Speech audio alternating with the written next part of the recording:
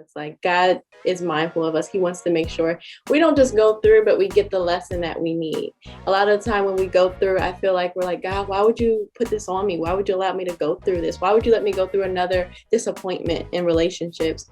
But it's things that we go through in these relationships that are preparing us for the one. That's preparing us for the real relationship. Because there's going to be ups and downs, even with our Prince Charming so-called, we're gonna experience disappointment, So I think that a lot of the time we'll go through these peaks and valleys, so that we know how to prepare for the real thing.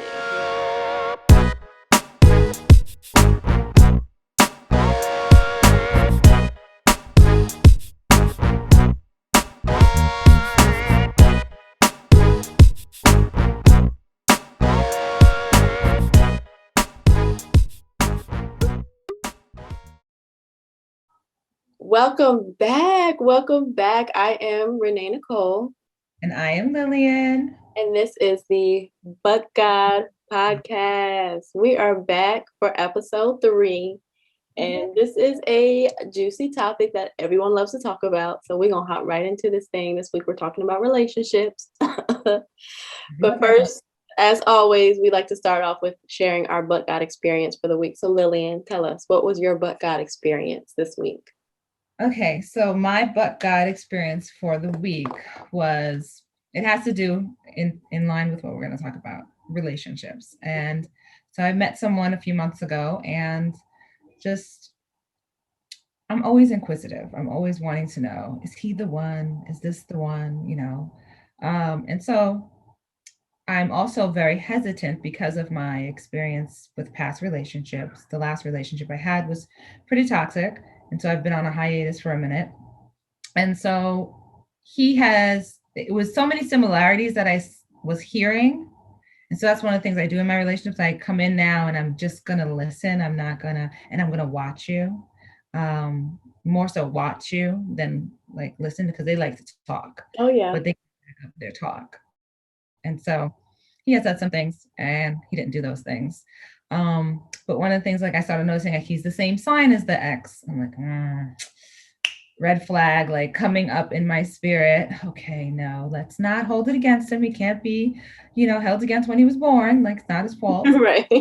Then the other thing was, he would do this disappearing thing on the weekends. He'd call me every day, Monday through Friday before 5:00, like all day long, and then disappear on the weekends.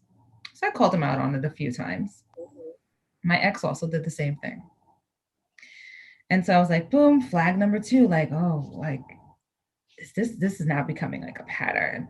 And so the third thing, after I called him out on it twice, I had to call him out on the ghosting on the weekends. And by then I've already started retreating. I already started not taking his calls that much, not responding to him as much, disassociating myself as much as I could. And so I think we were having a discussion about the second time of the ghosting. This happened. I had to have this discussion again with him. And he said, well, why don't you just give me a list on what it is that what I need to be doing to, like, make you feel happier or something like that, stupid something. And it was like, like at the slot machine, but I'm not winning the jackpot here. It was just that siren was just going off in my spirit, in my heart, and everything. Because my ex asked for the exact same thing at one point when we had like an argument. And so I was like, whoa. So I went to God and I prayed. Now I've been praying the whole time, asking God, show me a sign, show me a sign, show me. And God is like, I showed you this, I showed you that, I showed you this, I showed you that. So I sat down this one night and I said, okay, let me, do my devotionals at night. And I get devotionals throughout the day. And so I was going to read one that I had missed in the morning that day, but something just told me not to. I go to sleep. I wake up the next morning. I do my devotionals. I don't read the devotional again. I go about my day. He and I have some exchanges and I'm just like, yeah, this is done. This is over. Yeah. Which I'm okay with. And I was okay with that. And then I go and I read the devotional. Here's the But God. It's exactly word for word what I had gone through.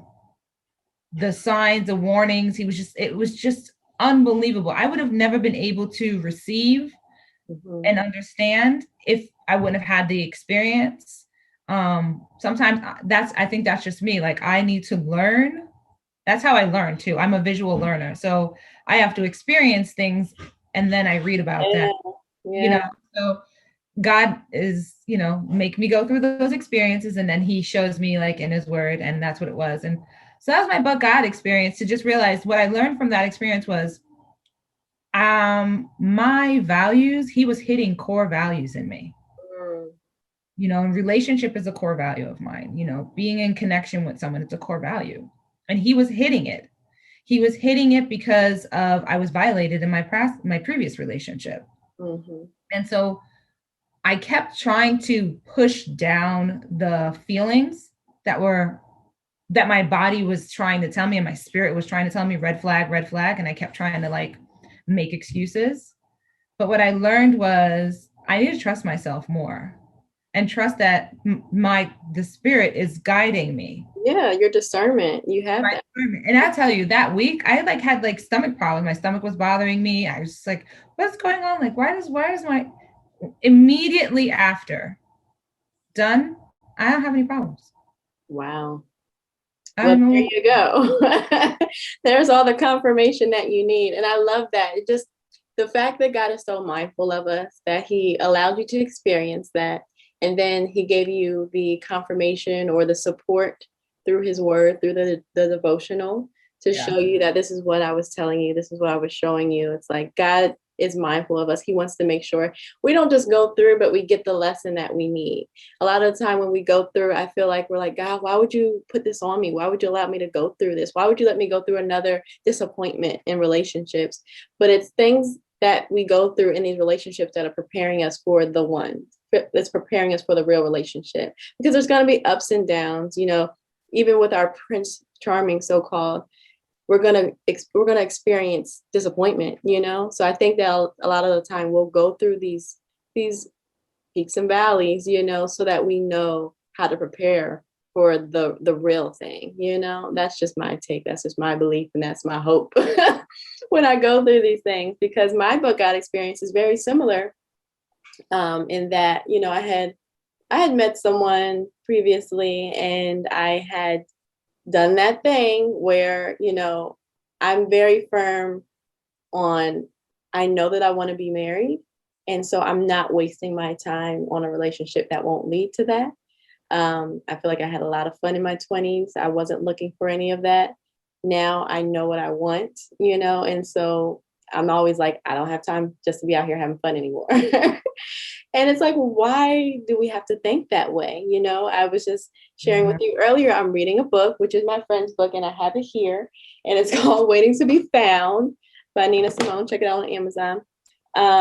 But she talks about that, how we, a lot of the time, I'm not saying everyone, but a lot of women will do that. Maybe men, maybe some men do it too, where we immediately want to qualify this person as our spouse.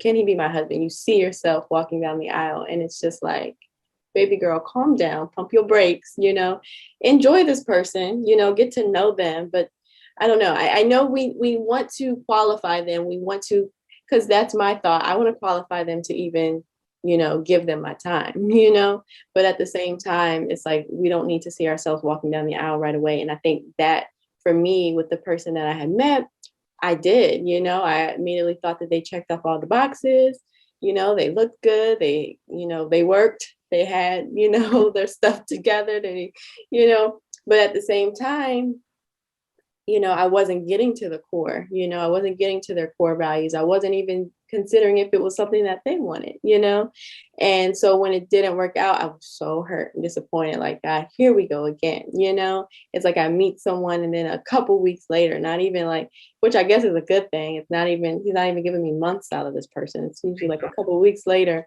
that I'm realizing it's not the one. And I'm like, man, my hopes were up. Yeah.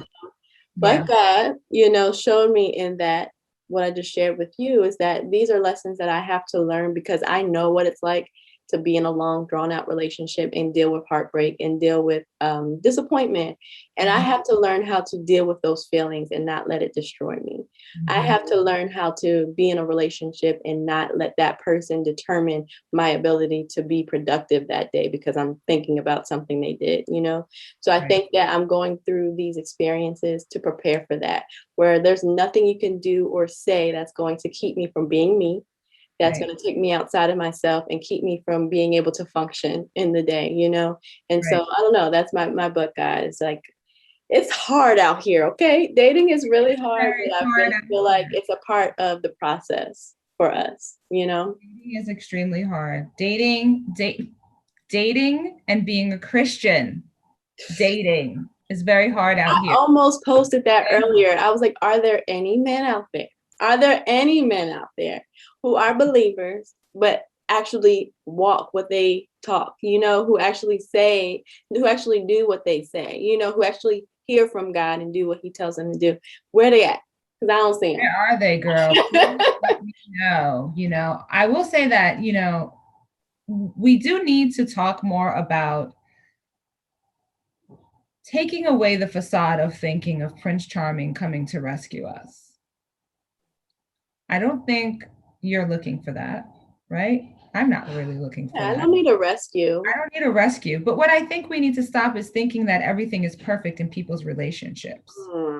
You know, that's a whole word right there. Really talk about the peaks and the valleys that happen when we're in a relation, like when they were courting or things like that. Like when I was growing up, I never thought of wanting to be married, to be honest. It was not something that I really was like, I don't have a binder of wedding. Like my cousin had a binder with clippings of magazines and bridal dresses and colors and da da da da. I did not have this. Yeah. I did not have this.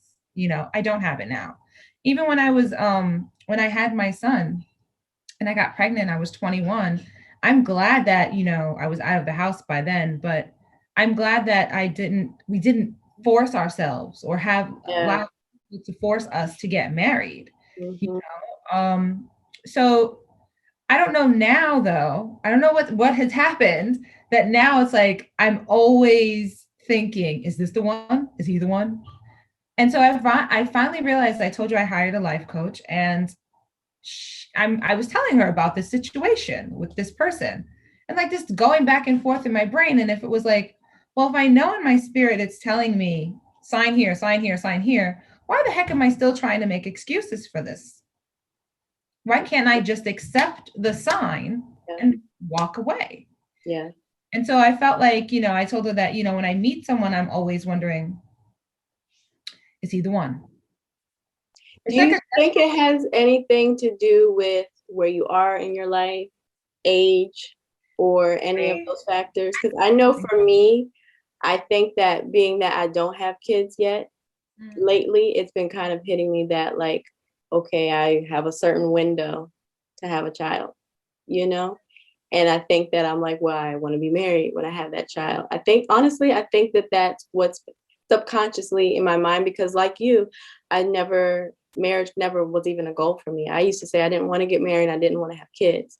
But I think now that my window of opportunity is starting to get, you know, I think that is part of the reason why I've been like having a stronger desire than ever to get married. I'm sure it's other factors as well, but I think that's one of them, because even lately, I've even thought about the idea of just having a child on my own. Really? So I'm wondering if it's more of me wanting to have a child. I don't know if there's like a subconscious biological feeling that you go through that you start wanting to have a child, or a hormonal thing. And that's what's starting to make me want to get married more. I don't know, but I feel like that definitely plays a role in me, like trying to qualify every man I meet. Now, this is off. We're going off a little bit of topic. Do you think that this might have anything to do with knowing that your parents are getting older? Do you feel any parental like push of like they want to be grandparents? Yeah. I don't. Fortunately, my dad jokes around every now and then about how all his friends have grandkids, and you know, but I don't feel any pressure from them. My mom couldn't care less whether or not I had kids. the first time I ever felt like that though, when my dad had the stroke, I remember being in the hospital, like, I need to give my parents grandchildren. Like, I remember having that feeling. I don't know where that came from. So that's the only time I've ever felt that pressure. But I don't know. I don't know where it's coming from, but I do, because even like I think one of the lately I've been like, the thought of being married is kind of scary to me. You know, the thought of like waking up to that person every day and like like, because I know how I can be. I get tired of people, you know, and like to have them in my space all the time. Like, I'm a very like organized person, very clean, and I like feel a certain way when I have to clean up after people. So if he's not that way, I like think about that. And what one of the reasons why I feel like God does have me home with other people who aren't the same way. um, but yeah, so I don't know. There's so many things that I think about as to why. But I think a lot of us women are guilty of doing that. You know, I think marriage is glamorized to us, not so much to men. I don't know why. But we think that it's so much better than it is, because like you said, people in relationships, people who are married very much have problems that they deal with every day. And they'll actually tell you to stay, you know, like Single. don't be hurrying up to get married, you know. But I think also for me it was, so you're at that certain age, you mentioned that you're at a particular age where you're feeling like there's a time. Mm-hmm. I'm at an age, but mine is in the reverse because I've already had my kid. Right. I'm not going to have any children. Right. Period. 45, shop is closed. Like, not doing this over again. My son will be 24 this year. No. Yeah. So in my mind, sometimes I think, then why would I want to get married? Because I think that marriage comes children, you know, that. And it's like, I'm not looking to have any kids. So, and I'm like you, that now I've been by myself for a while. I like to just have my freedom, which is why I say no more children, because 45 is not old to have kids. People have kids All the time. you know, but my personal, I've been there, done that. That's a ride I don't want to go back on again. And so I just think that, like, you know, I can get up and go wherever I want, whenever I want. I can sleep late if I want to sleep late. You know, no one is waiting on me to fix breakfast or anything like that. And so I also think of like, oh, I'm very neat. I like my stuff in order. And what if I get with someone and he's not? My other biggest fear is if he snores, like, this is not going to work. Because I'm a light sleeper. I think about, oh my goodness, I haven't thought of that. I just think about sharing my bed with someone, like the discomfort of it's terrible. This is on my list. This is on my list. Like, don't snore, you know. But then that's the other thing too. So I find that when I meet someone, I kind of have an internal list. And what I talked with my coach about earlier this week was, I realized, you know what? I want him to be like this, but I'm not hitting all of those things either. So let me be honest with myself. Yeah. You know, I am not the perfect package. Oh no.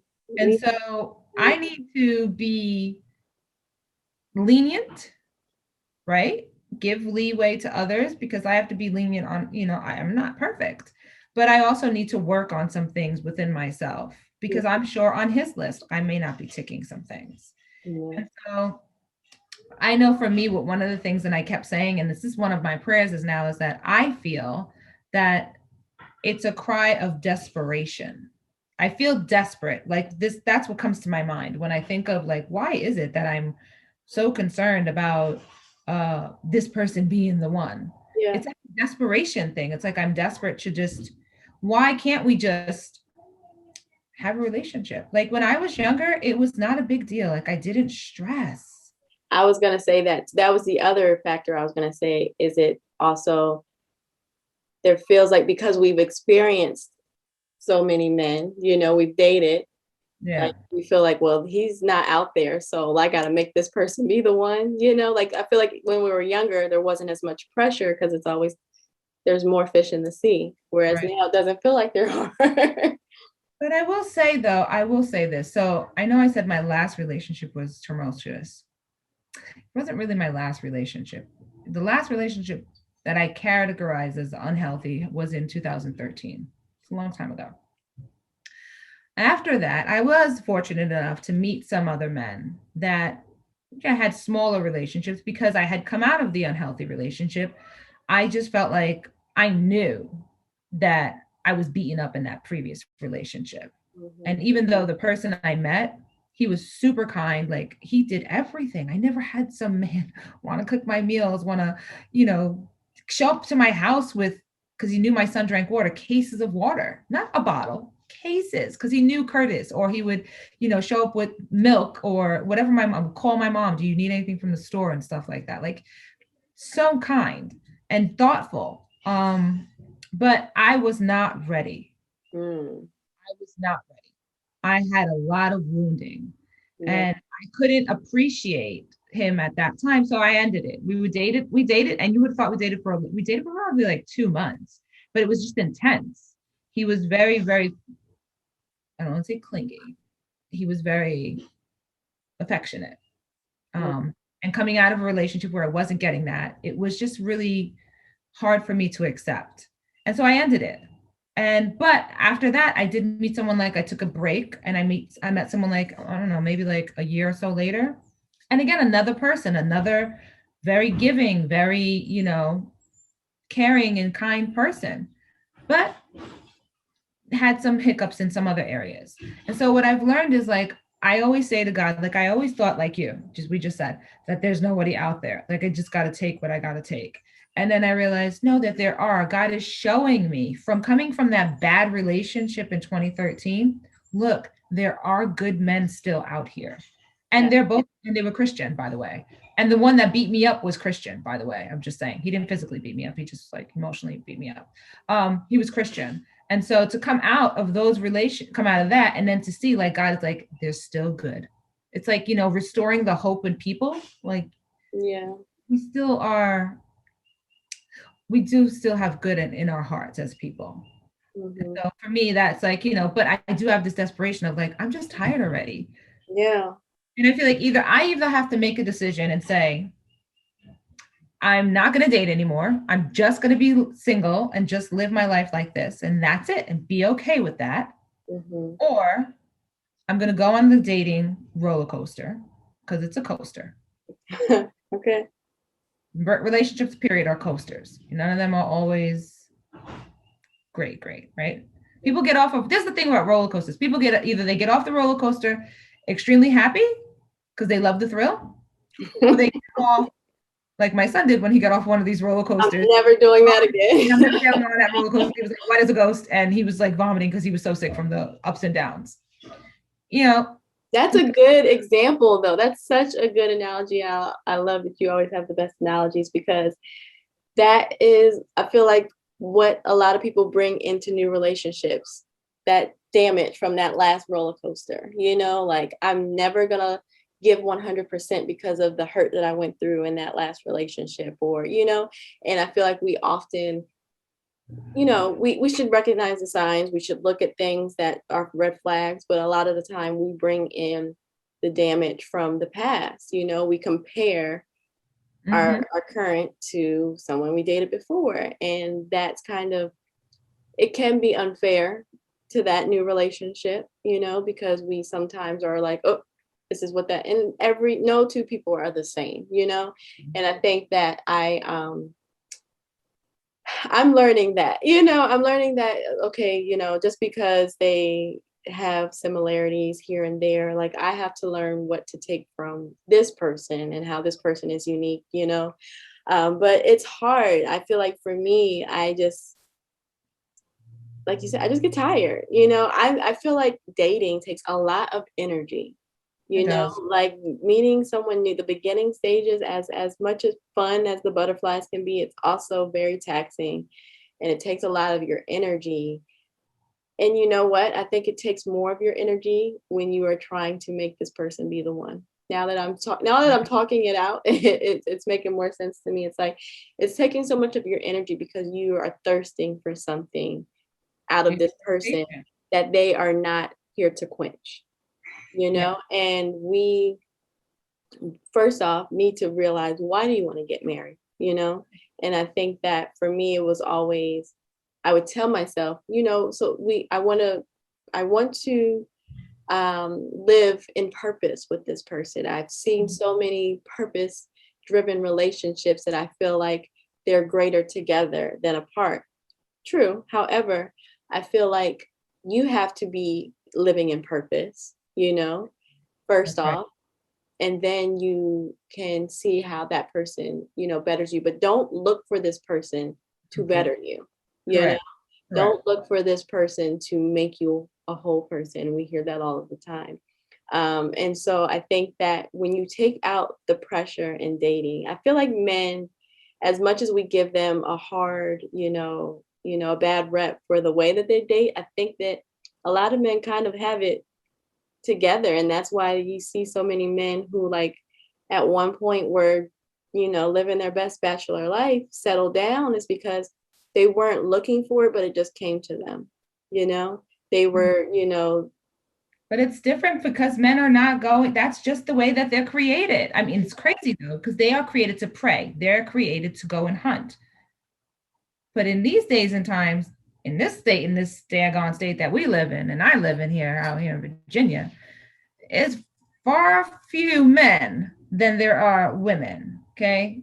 It's like 2 men for every 1,000 women. yeah, Like it's insane the odds here, So they can go out there and do whatever they want because that's so true. they That's so have true. the pickings are for them. The Yeah. pickings is right for them, right?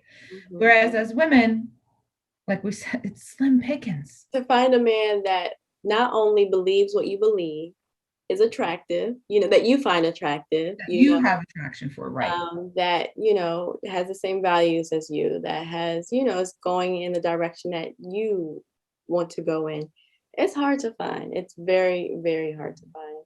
It is. And that's what you said. So you said earlier, like when I started this discussion, I said that I was comparing, Yeah. right? And you said you had to stop comparing. But what I learned is that I don't want to carry baggage in. And that's what I was trying not to do with this person. And so when the things were starting to come up, I was thinking, oh, I'm comparing. Yeah. I shouldn't be They comparing. were red flags. But they were made, but then when he said specifically that list thing, I was Yeah. like, oh my gosh. Yeah. Oh my gosh. And You know, God will do like, he'll give you like blatant signs like that to show you like this ain't it it. was just like here, like it's like my mom has this habit of like when we were kids and get it, she'd like biff you on the back of your head. Did you not hear what I was just saying? And I was telling my son sometimes I told you earlier, that's how I learn. Unfortunately, I would love for when he just gives me the first little nudge. I'm getting better because I said I was in that relationship for almost a year that was unhealthy. And then I got like 8 weeks with that other person and it wasn't bad, but I learned like, okay, this is not for me. Let me get out of this. And then I got in another relationship that lasted for a little bit longer, but I was in a better place. And I'm learning now when I meet guys to shut them down right away. I feel like we're kind of in opposite spaces because just in talking this out, even just now, I've always been that way, especially within the last few years. Not always, that's a lie. In the last 10 years or so, I've been, or maybe the last 5 years, 6 years, I've been, if this ain't it, I shut it down. And when I shut it down, like I'm not communicating with you. I'm not like trying to like, oh, I'm lonely tonight. I'm not doing any of that. And I feel like I don't give myself a chance to even get to know a person because I see these flags right away and automatically say it's not going anywhere. And I think that I have to learn to enjoy the courting process a little bit more and not get so frustrated by it that I'm just like, I'm never talking to you. Cause like when I tell you, when I cut people off, I cut people off, you know? Yeah. And I don't know if that's necessarily because lately I found myself being really just disappointed in how like relationships have gone for me, like really just like, why, what is wrong with me, you know? But And it's only with men that we have these problems, though. yeah, it's We put this stress on the female relationships that we, nope. and that was one of my things too. Like, girl, so my thing is, I feel like men are going to take from me, which Mhm. because of my traumatic when I was younger, Yeah. it happened to me. So Hmm. that's become my like fear. My reaction is always like, you're just going to try to take something from me, you know? And so I'm learning to Suppress it. not Yeah. like not get like that. And I'm learning to trust me. So this whole thing that I went through the other, it was learning to trust me. My body was reacting, my spirit was reacting, and I was not listening in the beginning. Yeah. And then I got it. And I was like, oh, okay. But when I'm in a female relationship, if I have a friend, a girlfriend, I make a new girlfriend, I'm not leery. I'm not skeptical. I have no expectation on her. Why? You're not qualifying her to be your I spouse, do not qualify her, you know, right? but I you're mean, not qualifying her to spend the rest of your life with her. You know, I think that's the true. difference. I mean, that's true. That could be true. I mean, I will say this. I used to have a best friend. Um, and ever since that relationship was over 20 years long. And ever since that relationship has severed, I have not had one. Mm. I have not allowed myself, and now I'm saying this out loud, I have not allowed myself to allow someone to get that close to me. Yeah. See, we do it. We do it in, I think we take pieces of every relationship and To the next. into the next. We do. We even like in dating, you can find patterns from your parents, you know, that trigger you, you know? And I think that it's just, you know, inevitable that you kind of just see things and it reminds you of the past or it reminds you of certain things and it I feel like and that's one of the things that makes me a little like not nervous, but I want to and I think that's so great that you have a life coach because you know, I feel like with every disappointment or with every heartbreak, a wall goes up, you Yeah. know, and it's like another guard is up, and it keeps me from being 100 in a relationship. You know, it keeps me from being my authentic self. And that is something that I really want to heal from because I want to be able to meet new people and not be guarded and not be like automatically assume that they don't have my best interest, Right. you know? And that, especially, you know, with the opposite sex, is how I feel a lot of the time. Right. So Right. it's taking a lot of work to try to heal and try to not do that, you know? Yeah, it's just having to lose the expectations of people. I was just having a conversation earlier this week with my son's father, and we were just talking about like you got to stop having these expectations on people because people are always going to let you down. I let myself down, and that's what I had to Self down remind myself. for You know? years, and I continue to do it every day, and it's like, so we should just be like, accept people for who they are. Mhm. You can put your boundaries, like, of for to protect yourself. But what you really want to learn is the boundary that I'm putting up to protect myself from that person or from me? Because sometimes the wounding that we do sustain in relationships, sometimes for me, have been self inflicted Mm, or nudged a little bit more yeah. to, right? Staying in a relationship longer than I should have. Or, this is another one I can't stand, giving people the benefit of the doubt. Mm, No more. yeah. Benefit of the doubt. I think we talked about this once Talked before. about that briefly before, yeah. Yeah, no more.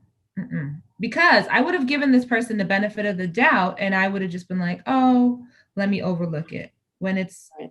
hitting something, and I think me doing my core values, I've done some work on my core values, which I've never done before. In the last year, I've done a lot of work on that with my counselors. And it's the only reason why I was able to understand what was happening was he was hitting one of my core values. You talked earlier about in our relationships we should be 100% and 100%. Nobody should be waiting for anyone to come in and to complete them because Yeah. you'll be waiting for the rest of your life, and what's that going to do for you? I think it was the late Miles Monroe, may he rest in peace, was an amazing pastor. Yeah. He wrote a book on single life, living a single life. And it was about single, married, dating, divorce. No, single, married, divorced, and widowed. That's exactly what the title is. And it was so, so good. Like he was just saying, like, you cannot expect someone to fulfill you. Mm. You have to show up. That's why when I said about my list, like, I realized, like, wait a minute, I'm expecting him to have this. And yet I don't have that. I think I need to fix my list here. Yeah.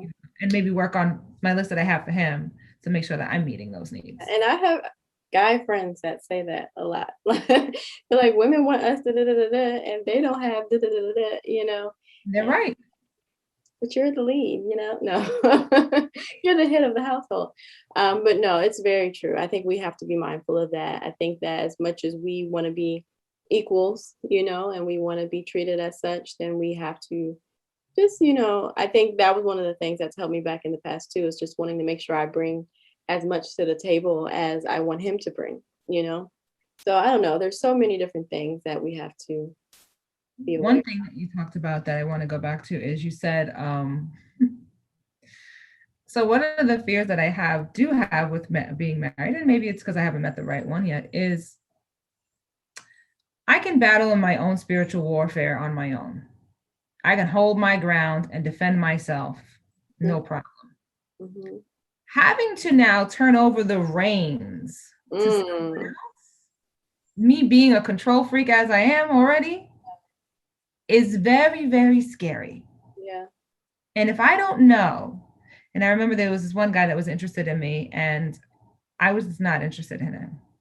You know, spiritually, I knew we were not at the same level.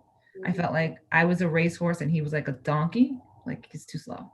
Like Mm-hmm. there's a reason why they say you have to be equally yoked. Yeah. Okay. And you know, people don't understand that, but it goes more to it goes more to then, you know, having the same religious beliefs. I mean, it goes a lot with, you know, speed and where you guys are. I mean, you gotta be the You same. live life, you know? How Like you never see, you know, the oxens are usually the same, like in weight and built and structure. You never see them like with a calf. You Mm-hmm. never see them with like a racehorse. It's unequal. Yeah. They've got to go in the same way. They got to walk the same pace, Yeah, that's good. you know? And that's why, so when I was thinking about like this one person I was dating and he wanted to get married or whatever, and sometimes I don't know about you, but sometimes in my fairy tale mind, where Prince Charming is and everything is great in my relationship. Yeah, sure. But then my spiritual mind kicks in and like, hello. Yes. Hello. Yeah.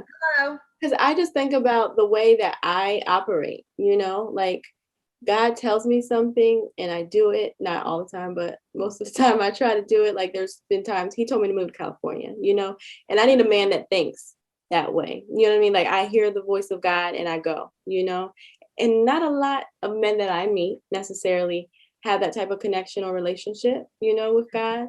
And I need to know, like, if I'm in here, you know, praying down demons and that you can come do the same with me and not look at me like I'm crazy or not, Well, you know, what if like God forbid something happens to you and you can't pray?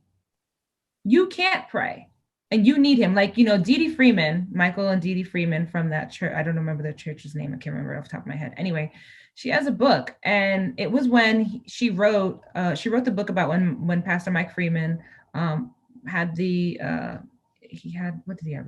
Something with his heart or something. He was in a coma mm, and she had to right. take over.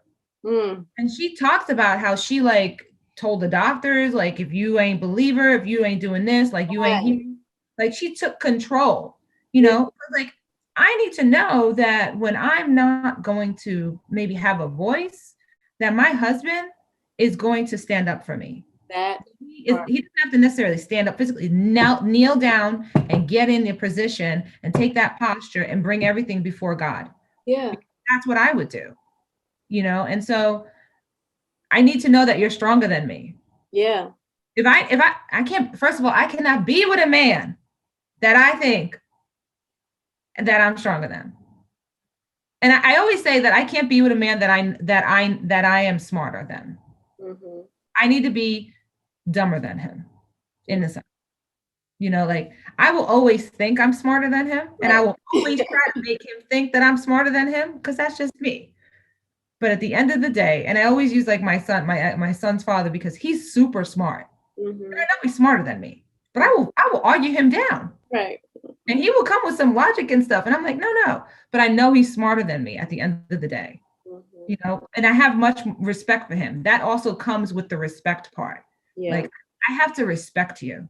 I have to respect you, especially when we talk about, the taboo word submissive, But when we talk about, the word says that we are, when I think of submitting as a wife, I think of that as a level of trust, Mhm. where I trust that you are led by the Holy Spirit and therefore I can trust you to lead, and that you're going to respect my opinion and what I have to say as well.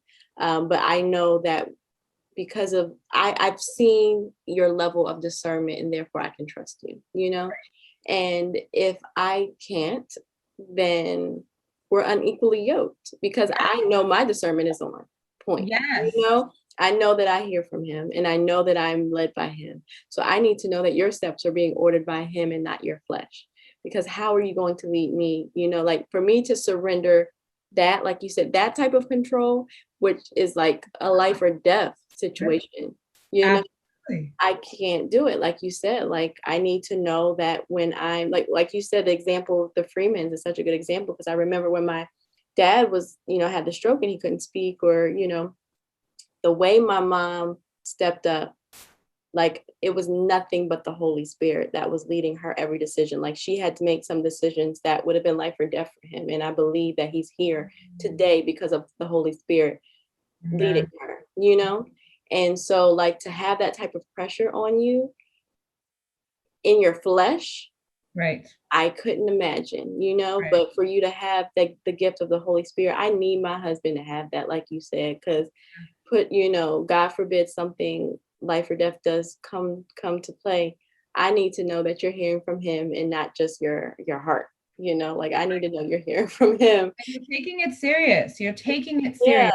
Spiritual warfare is real, people. yeah, It's real. It's legit. It happens, you know? And there's a lot that is going on in the spirit realm that we have no idea about, right. you know? And prayer is our most important weapon that we have. It's the Mm, most powerful one that we have. yeah. And a praying man is That's the sexiest man. Okay, where he at? Lord. when you watch the movie The Prayer, was it The Prayer Room? The war room. The War Room. Hmm. And you see Priscilla Schreier and she's out there and she's got a prayer. But when her husband Mm, in that closet, mm, he started praying. mm. I don't know if any other woman was not crying. I was crying. Like, where's my man? Yeah, okay. Where's he Yeah. at, God? And he's Like, out there. this is what I need. I need this pray. Like, Yeah. you sent me the guy that brings the cases of water, and you sent me the other guy that does the service. Now I'm just package them all together and Yeah. make him be a prayer warrior. And I'll be very happy. Very happy. Very happy. I agree. I think that this is a subject that needs to be discussed more. We talk about this all the time. Like being a single Christian is tough, because we're taught to carry ourselves a certain way, but we're not taught how, you know? So I think that we need to continue this discussion and have this conversation with more people because it's a real one. People are out here struggling because even in church, I feel like marriage is very glamorized, it's very like glorified. So I think that we need to have these discussions so that people aren't out here settling because they just want to be married, because they want Yeah. to get that prize. No, you need to make sure this is from God because you will be living a life of, Almost. Yeah. yeah, of Not happy. You will not be turmoil. happy. You're Yeah. right. We do need to have this discussion more. I'd love to have some men's perspective Yeah. on this in the Yeah. discussion. You know, I know you and I have talked about it's going to be a future book one day, people, or God willing, it'll be a series and put it in the atmosphere. Amen. It's going to be called Sheep's and Wolves Clothing, Wolves and Sheep's Clothing. Just the way dating is. I mean, dating is not the same from when my parents and your parents were coming up. People walk around with pornography. Yeah. You used to have to go to your father's like underwear drawer, or underneath the mattress of your uncle or whatever, or the back of the store that, was covered with the beads and stuff. And you walk back there, like it's not the same. And the addictions now with pornography for men especially is high, but for women it's high too. Yeah. And so I think we need to be talking about this more, because the only way that we can bring awareness is to shine the light, right? God says that what you do in the dark will be magnified in the light, right? Yeah. What you do in the dark will come to light. I always say that. And these things, if we keep shining our light now, you can do the things, the big things in the dark, but it just takes a little bit of light, Mm-hmm. a little bit of light to just shine it out, And I think if we start talking about it more and sharing more, and maybe we could have a better understanding of what is the struggle for men. I have men friends now that they're married though, and I have girlfriends that are married, and she's like, girl, I am so glad that I am not single. I could not handle it. I don't know how you do it. I'm like, yeah, I don't know how I do it either. That's why I don't do it. Right.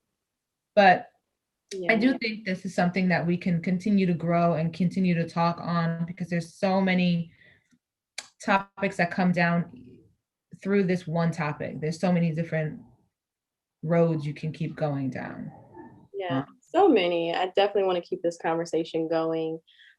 Jumping to our gratitude segment, just in line with everything we're talking about, I feel like I'm grateful, as hard as it is to say, I'm grateful for the experiences that I've had in dating, because first of all, it's taught me a lot about myself. I think that dating does give you the opportunity to learn about yourself. And I know this is a whole other topic, but we talk about dating and courting and the differences in the two. I don't necessarily feel like I've been courted. I feel like I've only Never been courted. I'll see that right now. yeah. But within dating, I feel like I've learned, first off, what I am and what I'm not willing to deal with from future relationships. And then a lot about myself, the way that I love, the way that I am very guarded. So it takes me a long time to give. I don't think I've ever given all of me, So I'm learning these things about myself in hopes that when I do find the one, that I'm able to remember them and address them and, bring the good things and throw out the bad, So I'm grateful for these experiences, as difficult as they may be or as challenging as they may be. They do serve a purpose. Everything serves a purpose. So what about you? What are you grateful for? So I'm grateful for the lessons that I'm learning in peeling back the layers within myself. And what I mean is, like, I've built up layers that I wasn't aware of. And I'm learning now to peel them back. And in peeling them back, I'm becoming more sensitive, right? It's like when you get an onion and you peel the onion, right? A fresh onion, a good onion, it's very potent. It's like you peel the thing and it's like, whoa, but an old onion, sometimes you can just peel layers and nothing happens. Yeah. So for a while, I was the older onion. I Mm. became so numb to the things that were happening to me. I didn't realize, wasn't paying attention to any of the signs, the signals, everything that was happening. And for this, when this happened this week, or not this week, or like last week, to now feel and now learn, and it's because I'm having that whole mind body connection with my spirit to say, oh, this is different. Wait a minute. Wait, so you're saying stomach, you're acting up because spirit, you're saying don't do this, and mind, you're giving me different instructions as well. So we need to get everybody aligned. And once I got everyone aligned, it was no more pain in my stomach, no more ping pong of making excuses or anything like that. I was just straight and confident, and like I trusted myself. So for me, I'm grateful that I learned the lesson, and that I will continue to learn how to trust myself as I go forward in relationships and then just in my life in general, but particularly in these male female relationships, because it's where I struggle the most with the trusting issue. That's good. So Really good. I'm excited about that. I'm excited about the work we're doing, and thank you guys for tuning in. I'm excited about this podcast. We will be back for a new episode next Tuesday. Until then, I'm Renée Nicole. And I'm Lillian Shepler, and this was the Buckeye Podcast.